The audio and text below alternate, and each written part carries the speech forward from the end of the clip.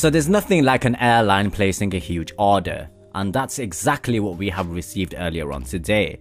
News has just come in that United Airlines has placed a huge order for the Airbus A321neo aircraft. They've ordered 50 Airbus A321 XLRs with delivery starting from 2024. The deal at list price would be worth $7.1 billion, and it will come as a huge kick in the teeth for Boeing as it struggles with the grounding of the 737 MAX aircraft. The order reflects the partial approach of replacing their Boeing 757s while putting off a decision for the Boeing 767s. Now, with deliveries from 2024 aimed at replacing their older 757 fleet, the aircraft will see around 170 passengers and they will have their business class cabin, and it's expected to enter into service in 2025. Now, before any discounts are made, the deal would be worth around $7.1 billion. United is also one of the biggest customers for the 737 MAX aircraft, with 100 of the MAX 10s on order. While both aircraft move a similar number of passengers, the A321 XLR's impressive range opens up the North Atlantic routes for the carrier in a way that the MAX isn't able to. Now, United has been considering the A321 XLR for quite some time now to replace the 757s.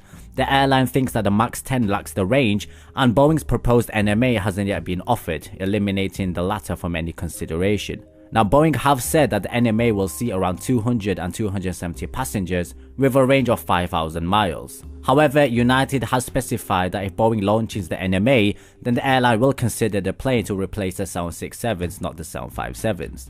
In addition to the A321 XLR, United will use some of their 100 MAX 10s to replace their 757 domestics on premium configuration used on transcontinental routes.